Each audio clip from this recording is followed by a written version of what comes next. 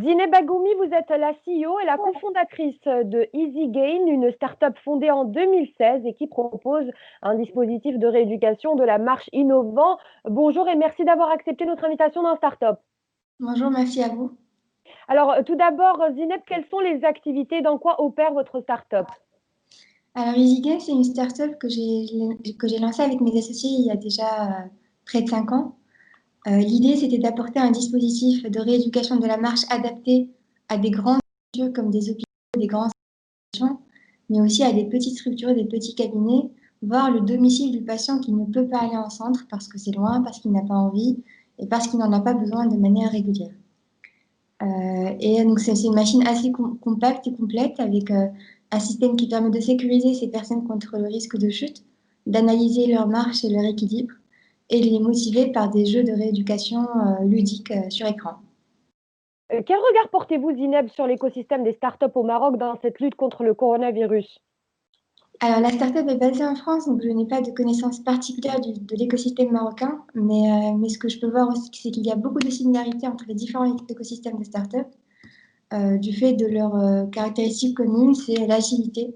Donc, on voit dans beaucoup d'écosystèmes des startups qui vont lancer des offres spéciales Covid très rapidement, des startups qui vont voir que leur business model de base a été impacté et qui vont donc devoir complètement changer de cap pendant toute l'année pour résister à la crise et attendre que les choses évoluent.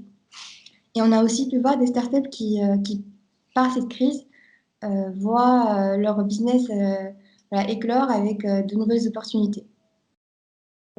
Alors, justement, avez-vous dû réadapter vos activités en ces temps de crise sanitaire? Alors nous, au départ, surtout au premier confinement, on a été très impactés parce comme on s'adresse à des établissements de santé, comme je l'ai dit tout à l'heure, nos clients ont été complètement fermés. Les hôpitaux ont fermé leurs portes, les EHPAD ont fermé leurs portes.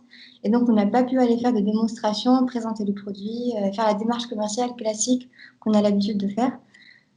Donc, on a dû s'organiser pour travailler autrement avec eux, pour organiser des démonstrations à distance, en visio. Et on a également fait une offre spéciale Covid pour permettre à des patients de se rééduquer en chambre à la marche, ce qui ne se faisait pas avant ça. Alors, ça sera ma dernière question, Zineb. Selon vous, quels peuvent être les 3 défis majeurs des startups, en général, pas que marocaines, post-Covid-19?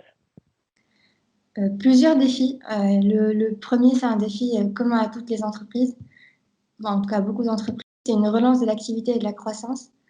Beaucoup d'entreprises ont vu un ralentissement, voire un arrêt de leur activité, donc là, le défi de la relance.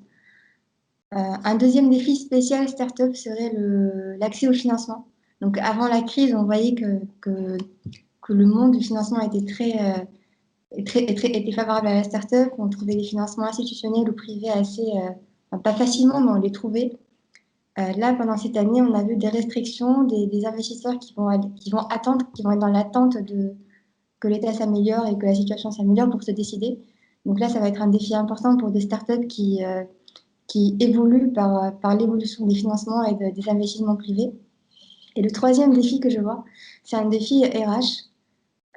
C'est il peut y avoir, je ne sais pas, c'est des suppositions, vraiment, c'est des suppositions, mais peut-être que les gens vont vouloir travailler dans des milieux plus sûrs, et donc des grosses entreprises, et pas des startups qui peuvent être très fortes, mais aussi très fragiles.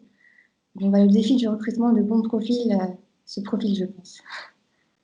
Zineb Agoumi, je rappelle que vous êtes la CEO et la cofondatrice de EasyGain, une start-up fondée en 2016 et qui propose un dispositif de rééducation innovant. Merci d'avoir accepté notre invitation dans Start-up.